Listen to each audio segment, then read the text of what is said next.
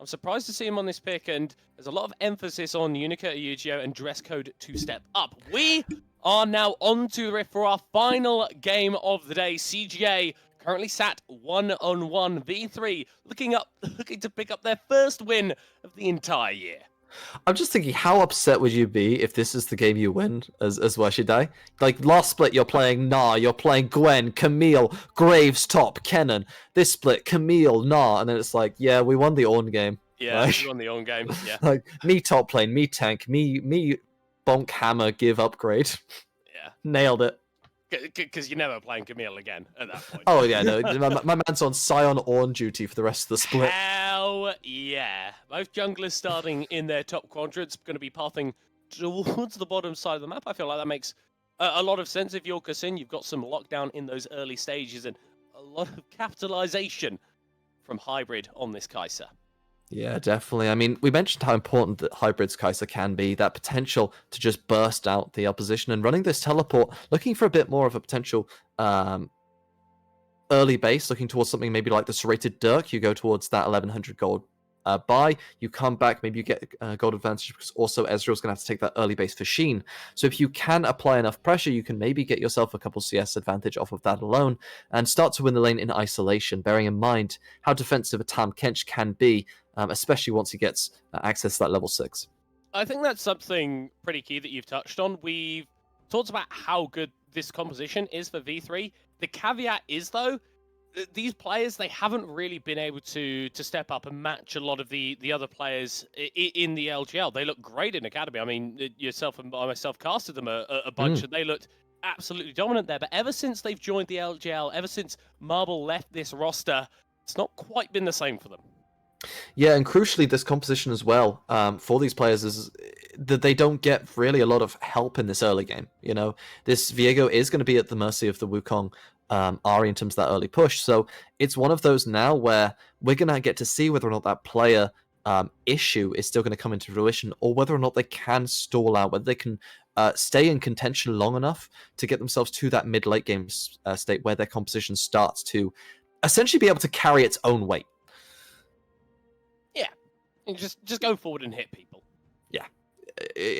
Please run it, Swain. Swain is very. He doesn't like it. He promises it's okay. It's like you're definitely not gifting me a present for Christmas over here in July.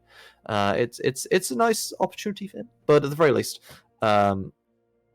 you have to get there, right? You have to get to the 1 to 2 item mark where all these champions come online, right? Because Swain gets that Rylai's plus whichever mythic he decides. You get Ezreal with the potential Essence Reaver build that we've seen, in the last game. You get Ornn, who starts to be able to upgrade people around that sort of timing onwards, right? It's that moment where your carries start to get a bit tankier, start to get able to hit a little bit harder. So in the same way, we need to see Kassin start to move towards potentially looking for some of these ganks. Has done a bit more of a slow clear to start with, but moving towards that top side, maybe this time round we'll be able to find that gank on the bottom side. I mean, potentially that's one of the things that we have praised Kassin for, is a lot of his early game proactivity has seemed a bit more considered, a bit less wild, which is growth for a guy, because he's been in the LGL for a little bit of time now and has been on the periphery of the top tier junglers, but because of those inconsistency issues, I don't think anyone's really ever justified putting him that high up. It's been a positive start to this split from him. Let's hope that he can continue it on as we get later and later on. Yeah, and on the subject of these positive starts, both of these mid laners teleporting back into the mid lane. Slight advantage here going over to Kaito as you could try to turn that around. Yeah, just walking through, the sort of thing that you can do with Viego, just a little bit of a drive-by gank, secure a little bit of pressure, as Yu-Gi-Oh has been getting shoved in for the majority of this laning phase. Unica searching for chicken, but can't find any. Yeah, unfortunately, there's no KFC nearby. Just going to have to go and settle for French Frog this time around. And I'm not talking about the Tahm Kench. Going to move over to that Gromp, happily clear up towards that top side, and it is a little bit more of a passive early game. This, honestly, is more beneficial to V3. It's one of those rare games where they have picked themselves enough skin that they could just chill it out, as Kassin going to happily start up something a bit more exotic than the Frog, as that Dragon going to be potentially secured here for CGA. Yeah, a reset came through from dress code and Hetel. Unica just chilling in his own jungle, nowhere to contest this one, and I mean these Ocean Drakes in the early game, a little bit of A little bit of healing can be quite important in these laning phases. Just briefly glancing at the scoreboard, we are seeing in the top side, why should I actually take a bit of command of this matchup versus the Olaf, who is really meant to be a pick that can snowball in the early stages. Yeah, I think it is a little bit inflated because I think the wave is slow pushing in, so Nep should get a decent amount. Yeah, as you say, should be able to get some of that back, but absolutely is in control, is advantaged here, and I think that's really showing us of Voshidai as a player, right? Because we haven't seen this tanky style, but being able to still control the wave properly, still be up in CS, still be solid in the matchup on something that might not necessarily be their traditional style, but is still a pick for the team that is beneficial, was required, in fact, potentially, for them to have such a stable early game. It's really showing, I think, some flexibility as a player that we haven't seen as much of over the past couple seasons. And I mean, it is difficult to have that flexibility when you are on a roster that fundamentally isn't winning games. But if you can find more ways to draft, if you can find more angles to play out these games, then your chance of winning increases, because being able to do more things is never a bad thing in terms of League of Legends. It's been a pretty quiet early game as we hit that 7-minute mark. Just the Drake going over to CGA. Herald spawning in 30 seconds time. And with this bot lane priority, V3 may be looking to reset and head towards Shelly. Yeah, definitely a possibility. Would like to see them secure that one and start to take that tempo, because if there's one thing V3 does actually do quite well, it's their early game. They're able to get advantages. They're able to find themselves a decent amount of advantage. But bot lane, yeah, dress code already forced to arcane shift away. The knock-up secured by Hetel onto Nemo, who has actually been ignited himself. Takes a tongue lash to the face, but it's CJ making the aggressive play and burning that AD carry flash. Yeah, and it's that level 6 mark as well here for Hybrid that potentially was scary for the side. Dress code had to flash away to make sure you're not in range to potentially get engaged on, which would have been quite disastrous, honestly. Instead, it's just going to be sort of the trade of summoners there, but that flash obviously going down too does make it advantage over for CGA. As we see landing from Kaito there. Kasin up in the top side is going to be able to secure the knock-up onto Washidai, and the Ornn is dead. First blood to the Monkey King in the jungle, and look at this, Kaito being a lovely mid laner, keeping that Rift Herald leashed. See, actually, that was tactical, and I can explain why. Yeah. Because if they do win this game, Washidai will have to play more on. So this way you guarantee you get that Camille back. So it's like, oh guys, sorry, it didn't work. I'd like to go back to I was playing so well on the Camille. I think it makes sense. That's what makes sense. No, but in all seriousness, it's a bit of a shame there to end up going down to that one. It was somewhat telegraphed, but it's one of those where as soon as Nat presses that ghost, if he hits that axe, you're just getting run down, and there's not much that can be done. Combine that with this Cyclone, and as you can see, because in nearby, Washidai just trying to push that in, trying to get that crash, and then Olaf's off to the races. And unfortunately, even if you flash at this point, the flash follow, all of the slows in the world that come from the Olaf's Q, and it's just going to be an easy pick up there for Kasin. It's part of the reason why he has seen this resurgence in top lane. Obviously, that mini rework gave him a buff on his W and a little bit more armor penetration on his Q. But fundamentally, Olaf loves long lanes, keeps throwing out those undertows, can chase you down, can take you out. Not the most explosive early game for CGA, but a kill on Kasin is definitely going to be appreciated. And the bot lane is starting to feel a little bit more in favor of Hybrid and Nemra as well. Yeah, it definitely is. After that first initial play, you've got to show that little bit of extra respect. You do now have access, obviously, to that more defensive tool within the Time Kench's Devour. However, in exchange, you get the Solar Flare up. So it's a bit of a tit-for-tat kind of situation. It's going to make the lane pretty consistent as it was before, because you still have to space accordingly around the Solar Flare before you do anything. What is interesting, though, is looking at the mid lane, too, because there is that advantage being built up here for Yu-Gi-Oh! And this Swain, with that Imperial Mandate already finished, is quite ahead of the curve of what you would normally expect from a mid laner because of how cheap that item is. As soon as you get that Rylai's as well, this Swain will start to be a bit of a monster. Yeah, and getting towards that sort of like 2-item spike, I mean, something that we traditionally see from a champion like Ezreal, right? He has his itemization just being a little bit cheaper, and that means that in the long run, you can suffer a little bit, but that 2-item core is just way too powerful for anyone to handle. Kaito nearly caught out with the Never move in the mid lane, just gets out. Yeah, it's good to just play a little bit safe there for Kaito. Doesn't really need to force anything just yet. Oh, no. However, topside. Oh no, Nap landed an undertow, and you know what that means? Washido's going to be going down. No flash available. The axes keep hitting the reckless swing. One more throw, but it doesn't come through in time. Washidai just stays alive.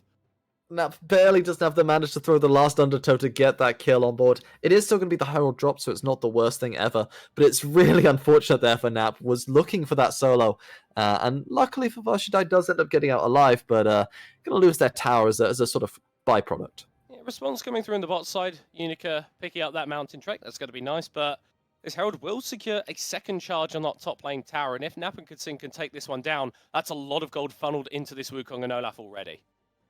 Yeah, I don't think they'll be able to take it just yet, but I actually think that this dragon is kind of massive in its own way, being secured by V3.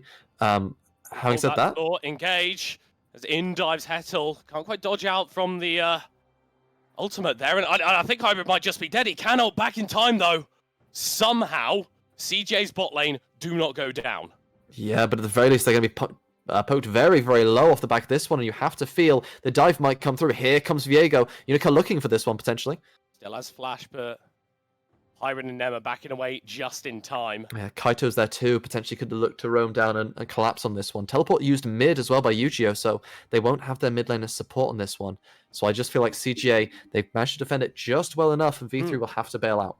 And the crazy thing is, Hybrid has still got his flash. They actually won the Summoner spell trade off of that play, which it kind of speaks volumes about how good Hybrid is as a player, but a little bit of that over-aggressive laning that we talked about earlier, maybe an angle for V3 if they can find another fight like that.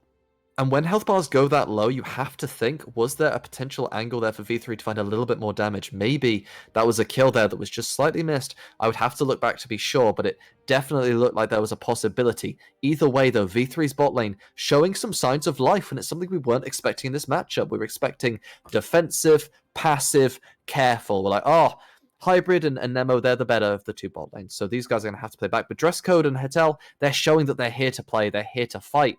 And they've done something really positive here within their matchup. Maybe some danger here for Washida on the top side of the map as... Well, pretty much everyone from CJ, apart from Hybrid, was in that top side quadrant. Kassin just shadowing his top lane and making sure that if Unica were to go to a play, it would be a 2v2 that I think CJ win at this point in the game. Power just going to be charged down now as Kassin is knocked into the air. The ultimate is going to be used by Nap as they are looking for the 1v2. Gore Drinker, so much damage from Kassin as Kaito joins the fray and Nap secures the kill.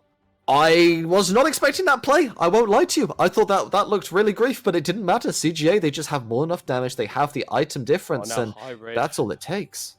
Yeah, isolated in this 1v1 against the Ezreal. This is exactly where Hybrid wants to be on this Kai. So he's got the Kraken Slayer completed. Just the components of dress code, and if a Void Seeker lands, you know that he's diving in with that killer instinct. Yeah, but on the subject of a killer instinct, look towards this top side, because CJ, they know their damage, they know what they've got, and they've got themselves the tower just happily whacking away at it. It looks a bit strange to start with, but as soon as that one falls, they happily take the fight, and it just is so much damage. I mean, Unica's getting deleted by the Wukong, and happily will Kaito show up and get a little bit of assist money as Nap even further ahead now. 1-0-1 on that one, up 30 CS. It's looking nice for the Olaf. Yeah, and he's one of the few champions that can actually get into the backline of V3, stand on top of this Swain, and absolutely just chill there. Look at that, 2,000 gold lead on Washidai. Obviously, the Ornn is going to have a lot of utility in these team fights, but I think the space that Nap can buy is also going to be crucial. Yeah, and if there's one champion that can snowball out of control, it is the Olaf, right? If you fall behind to an Olaf, you don't get to say, don't worry guys, we'll just CC him from range and burst him down. Because my man just goes, nope, I'm going to blow straight through that, straight through your health bar and straight through any sort of gold advantage the other team has. So Nap could potentially just take over this one, and it was the X factor. We spoke about it earlier in terms of the fact that this V3 comp, it's great. It's not a bad composition as you get to the mid to late game. But if Olaf gets ahead, or if Wukong gets ahead, or if Ahri gets ahead, all of these champions with so much snowball potential, it's kind of hard to put the brakes on. Yeah, and especially at this point in the game when you are starting to see that those mythics completed. Everfrost now for Kaito, so a little bit of extra lockdown. Kassin with that Divine Sunderer too, which synergizes so well with Wukong's kit. I think CJ are in a real point of power now, and with the Drake spawning in 40 seconds, they may have an opportunity to use that strength. As in the mid lane, Yuzio caught out here, will be charmed, but instantly goes into the ultimate. CJ just burning that cooldown before this next fight. Yeah, that might be a crucial cooldown to blow, right? This is your main zone control threat. If you are a member of V3, potentially now might have to give this, but this is where that dragon from earlier comes into play. You have bought yourself 5 minutes on the timer by giving that dragon as a CJ fan. So V3, they bought themselves time earlier. Will they be able to secure this one, or should they just give it up? I think, in my opinion, I would go for the second, especially with Nap moving down to try something. Yeah, there's a never move will connect, but not blowing the Ragnarok prematurely. Rift Herald not quite going to be able to take down this mid lane tower, but should be enough to secure CJ lane priority and get them a rotate towards that dragon. Yeah, absolutely. And honestly, at this point, it's best if you just send Washidai towards that top lane, get that wave sorted out, because otherwise you're going to get frozen on by Nap and just get run down again. So try and fix that one as the Ornn, otherwise it's going to be really rough. And CJ, they do get themselves that dragon. Not exactly the best state in the world, but they are still up 3,000 to 4,000 gold. And honestly, looking at where that gold is, it's crucially across the board onto the carries. It's onto Hybrid, it's onto Nap, exactly where you want it to be. Yeah, brilliant stuff from CJ. The early game not quite as explosive as it has been in the past, but they're still able to secure priority, still able to secure some of these leads. And this is where the game starts to become pretty difficult for V3, because these first sort of 15-20 minutes where we've seen them really step up, it's their mid-late game shot calling that has left a lot to be desired. I'm wondering how much CJ can exploit that to push the advantage that they've already achieved. But the real question to me is, can I ask you a question? Yes. What does weight loss and this game have in common? I don't know. They both involve the importance of scaling. And if there's anything that matters in this game, you have to wonder whether or not V3 would be able to find that point in the game, right? Because they do have these items starting to come online. They've got 1 across the board, coming up to 2 now. That is where they hit the break point in this matchup, because the Ahri, realistically, on the flip side, she's not going to provide a lot after she gets that second item. It's going to be a lot more utility, not as much damage. Same with this Olaf, same with this Wukong. 2 to 3 items is where the game starts to flip-flop in the other direction, as Unica might be getting flip-flopped on. Yeah, that Cloud Rift means that Kasin can move a hell of a lot faster. Already taken the Viego to 30% HP with the Cyclone, but V3 maybe looking for another part of the fight. Kaito going forward, does land the charm, but beautifully dashed away from it by Washidai. That's a teleport used by CJ. Nothing else much gained. Yeah, nothing much gained on that one, but it is still going to be that disengage. And again, if you're the defensive team, disengaging is fine. You don't need to force anything here. The question for me is, how are you going to defend this Baron buff? Because that could be terrifying. A minute left on that one, and CGA, they are in a position where they can realistically just start it up, turn with the Solar Flare, and look for a team fight. They have the members, they have the strength to do so. Well, and realistically, you need... Naps on a flank, V3 are diving, but they may be getting collapsed on. Hybrid is already dead. That is a big damage source off the table, but Nap can continue to go forward with these unders. It's actually going to back off as Yujio goes into the stopwatch, and that's a free pick for V3. I mean, the work from Swain. What is Washidai? What? What? Okay. So did you put... How did he get there? What? Did you put in a PayPal request as well? I thought that was just me. I may have done. Oh no. Let's give him the benefit of the doubt, okay? Give him the benefit of the doubt, okay? I've had issues with PayPal recently. Paying out, so it might not be hitting his account, but that was still a little bit weird. Man, my man, he really wants a Camille game, huh? Okay, so it's a great pull originally here from Yujio. The burst onto Hybrid just catches everyone off guard, I think. There's not much you can do when the Swain jumps in, and it looks really rough to begin with, but look at the amount that Swain is doing here. The zone control, no one wants to be inside that, and then Washidai just loses his mind. It's like, yep, I'm going to just walk to the tower. Let's get him, boys. We have a minion wave. Ha-ha! Yeah, that's not great. He just wanted to take a quick look at the structure. As an architect, or needs to know more about the building processes. I've never seen anything quite like the turrets in League in real life, so it's understandable. They are very impressive. I'm not sure what the mechanism actually is for them to like deal damage. I don't know, but I imagine you have to. There's some sort of targeting, some sort of like laser guided system. I imagine, but either way, you need to get an up close and personal check. So it makes sense. I think that the Washington would need to double check that for lore reasons. What he's done is just confirm that those turrets do actually do damage. Mm, Because oftentimes on Ornn, it can feel like they don't. Thank you, durability update for. We just need to check afterwards. Make sure that the brilliant stuff. I feel like we've riffed on Washidai enough. I feel like the guy's doing his best. Okay, let's leave him at that. It is a first tank game, to be fair. My guy, he's trying his best, and on somebody's trying their best, Yu-Gi-Oh's got those 2 items online, so Swain is starting to hurt. It didn't look so much so in the last fight, but the amount of zone control, the amount of damage you can now set up thanks to this combination, you're going to be applying the marks to everyone. It's an AoE essential setup for bonus damage for everyone across the rift, and if a Viego is ever being given more damage, they're pretty happy normally. Yeah, and especially when you combine that with dress codes, mirror mana, which is literally just completed. These 2 item spikes coming in at the perfect timing for the V3 members. But hold the phone, Kaito kind of just going on a one-man mission towards this top side. Nema has been caught out and is going to be forced to flash away the clips, buying some tankiness. The solar flare not brilliant though, and a couple more shots from dress code would take him out. Before all the force shot is used, that's a lot invested to take out Nema, but he does fall down. Meanwhile though, Kaido just hitting onto this inhib tower, and we're starting to see some resets come through from V3, but this might free up the position for CJ to actually contest this Drake. Yeah, the problem here as well is that Yu-Gi-Oh is the one resetting, but the teleport isn't quite available. It'll be coming up very soon. But if Kaito now walks back teleports, you have that opportunity to just contest this dragon as a potential 4v5. On top of that, there was the tower falling, which could be crucial, as well as the steal, maybe. Kassin just stuck in the pit is going to be able to clone himself over. Can I just say? Yeah. Great work, V3, for actually stopping the objective. They don't normally do this. They actually thought about it properly. They controlled the dragon at a reasonable timing, and they didn't just rush the ending result. Well, this is an issue. They saw what happened to Axis in game 1 against them.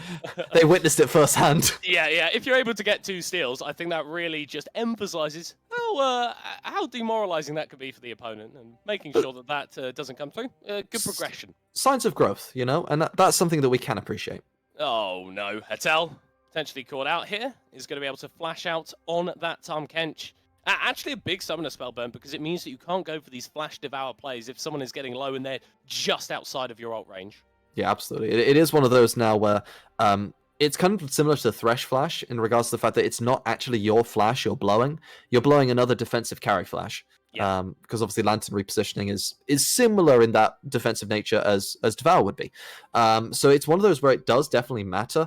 The question for me is whether or not we can now find that same engage that will catch onto this Ezreal, who does have the shift and the flash available. It's still a difficult task. It's just much easier now without that flash on the spot. Yeah, and I mean, especially when you've got Nap, who does have that ghost and that death dance now completed, is going to be able to run through these fights pretty consistently, and you're not going to be killing this Olaf for a damn while. I imagine as soon as he gets on top of dress code, even if you burn the flash, even if you burn the arcane shift, those undertows can be so relentless in the pressure they apply. CGA securing a little bit of vision around Baron. 24 minutes on the clock. You've got a couple items on your Kai'Sa. Maybe you can look to start this one up, but I think you need to secure a pick first. Yeah, absolutely, but they have the tools to do it. They've got that solar flare up. You could just use the dash.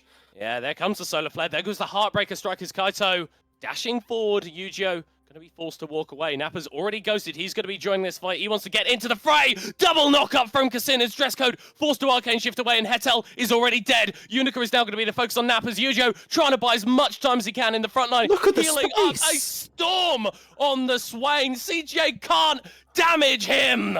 Is going to be able to secure that kill. Finally goes down. As there goes Nema. A double kill for the Swain. A Yu-Gi-Oh is massive. Oh, he absolutely is. And I mean, come on, just look at the amount of zone control that Yu-Gi-Oh is providing. We were discussing how the Swain can do so much work, and this is exactly why. When you look at what the opposition was trying to do, Swain is just standing in 5 people's faces saying, no, you don't get to hit my backline. You don't get to do anything here. Goodbye. Go away. 2 of you die. Baron's going to get started. Doesn't matter. We'll just take the kills. We're scaling into this one. And on the subject of the scaling, it was a little bit scary, the initial start. Unica does go for that aggressive dash. You still have the Devour available, of course. Does get out of that one. And now all of my eyes are just on Yu-Gi-Oh. Does pop the ulti very, very soon. And it looks good to start with. Nap finding that access, a little bit of engage onto dress code, but the flash away is enough. And now look at Swain, just in the middle of absolutely everyone, and no one can kill him. This is just the tankiness, the healing, the lifesteal coming through from this one. The Omnivamp is huge in Yu-Gi-Oh! The damage doesn't look crazy, but it all adds up over time, and it's going to be plenty to get 2 kills. I think we might be seeing some Oblivion Orbs or some Executioner's Callings coming through. Yep, there we are, Kaito. 2 of them. Yep, there, and we got the Executioner's Calling from Nap.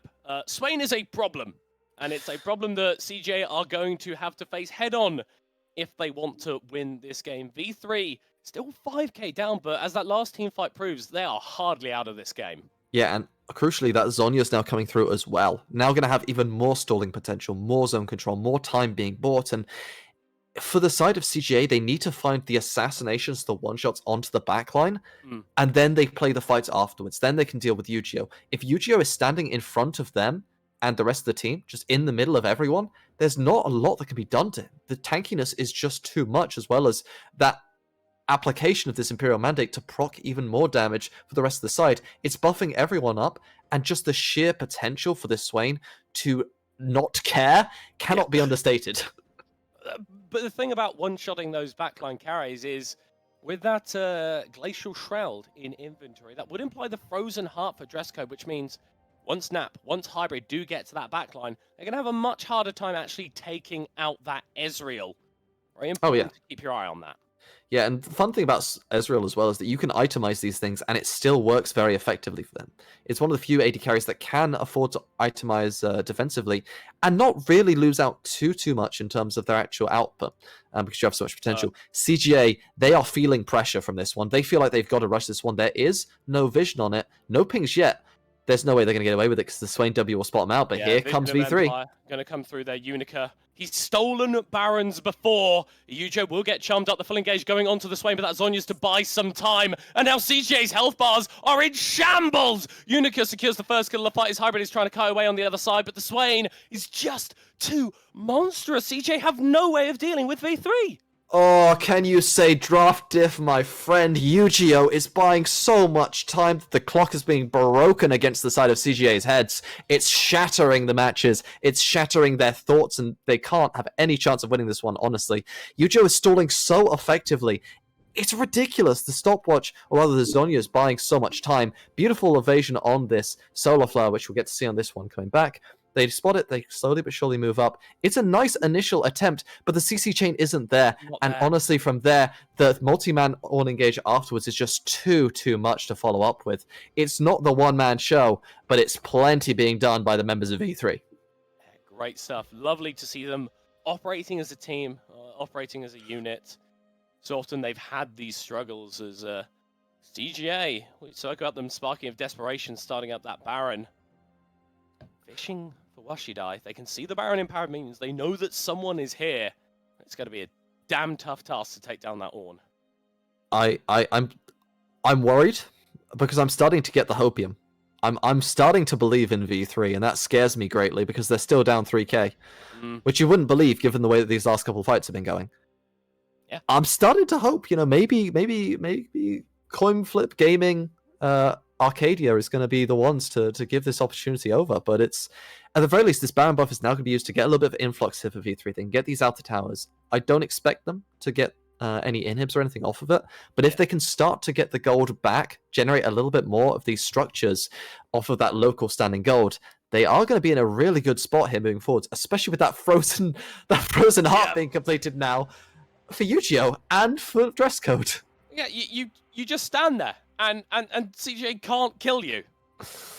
I love the fact that this team has just done a complete 180 on their identity. It's like, Vashide, you are the big carry player. No, I play Ornn. Yu-Gi-Oh! Play these like dive-based champ. No, I'm be Swain. I'm just gonna stand. I don't need damage. I'm just gonna sort of be utility. Dress code, be dress code. No, I'm just gonna carry the game. Like they're doing so much they don't normally do. It's crazy. I like the idea. It's like dress code, be dress code. No, I'm gonna carry. I'm gonna be good. My bad. We're just gonna. But I mean. No, but credit to him, right? This bot lane has performed really well when we thought they wouldn't necessarily be able to match up. I don't think that's an overstatement to say. I mean, Dresscode and Hatel has done a fantastic job, honestly, of playing this matchup defensively, but also being able to gain advantages of their own. It's been great stuff so far, and the question that every V3 fan will have right now is, how do they throw? Yeah. How do we throw? I mean, the only way that you throw is just Yu-Gi-Oh forgets how to press Zhonya's and just gets one shot. If that happens, the game is playable from there, but it's so hard to do anything because of this Swain, and it's only going to get worse, remember, because you've got the ornaments coming through. That's come through now for the Imperial Mandate. It's come through for this Divine Sundra. You've already got them almost across the board. And the comp is still getting stronger, Kassin.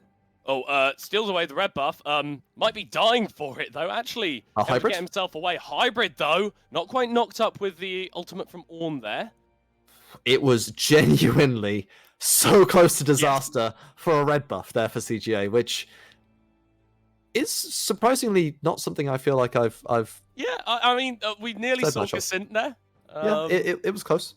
Kassin's there for the red buff, but gets away with it, luckily. However, so I was about to say the gold lead has shifted quite considerably. There you go. It's starting to drop off a cliff, kind of like CGA's comp. But remember, they do still have options. You still have the potential of the solar flare engage. You still have Kaito on this Ari with the charm, as well as Nat being able to sprint through. It's still hard to kill this Olaf. On top of that, the top lane is still a problem because of look at the tower. It's already gone. You've got that inhib exposed. If one fight goes wrong here for V3, you could just march down top lane and end the game. We are at the point where those death timers are starting to get long enough for that situation. So even though it feels really nice for them, you've still got to be careful. You've still got to be sure. You still have to be smart about how you play it, because one mistake and you could just repeat game one. Level 18 now for a Yu-Gi-Oh. Yeah. This Swain is... He's a big boy. Very quickly going to be the strongest that he's ever going to be. And, I mean, that's a small solace for CGA as stacking 4 members in this bot lane. They really want to catch out Yu-Gi-Oh, but they're not going to overstep. They're not going to overshove this wave. And with Cloud Soul spawning in 20 seconds, that's an objective that CGA are going to be happy to pick up.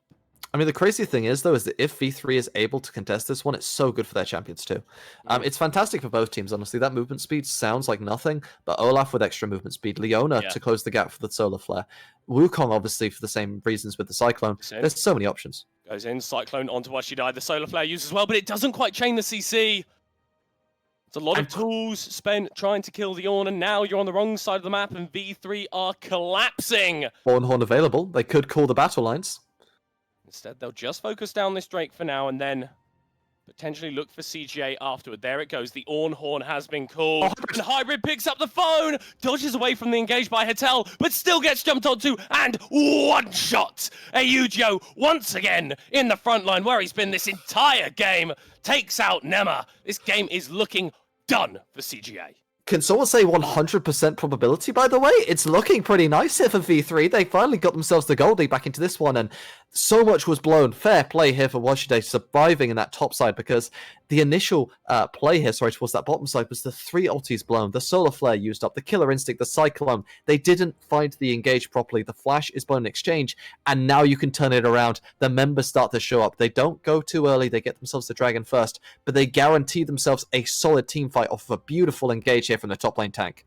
TPs are still available for CGA. Now no, on the please. side, Hybrid when he respawns. No steal, please. I don't want to see it. Don't do this, Kassin. Stay away. We've had today. Kaito going in. Yu-Gi-Oh, get him. Trying to dance around on this Ari. Doesn't really have the damage. Kassin flashing in, going for the steal. No way! No way! Kassin, you absolute monster! A nap in the pit, dealing the damage, not going down. V3, it looks so good, but you can never count out Crest. Gaming, Yu-Gi-Oh goes down! And they might just end the game from there. Look at the top wave. It's not pushed up. We've discussed it earlier. They have the Baron buff too. It might just be all over. V3, you had it. You had the game in the palms of your hands and you throw it like it's a basketball. Oh, my goodness gracious me. The death time is significant. The big one, a Yu-Gi-Oh! 40 seconds until the Swain is back on the Rift. Dresscode will do his damnedest, throwing out the Mystic Shot, throwing out the ultimate, but CGA, they recognize that this is the time to go. They've got Hatellas up. Unica in 10. It might be enough. They're going to have the Ornhorn potentially come through, but you've got to make a big dispense here as the 2. There's so much damage on Hybrid right now. Nap is going forward. Dresscode forced to arcade shift away. The Nexus is exposed, and somehow CGA take victory from the jaws of defeat, and V3 still without a win.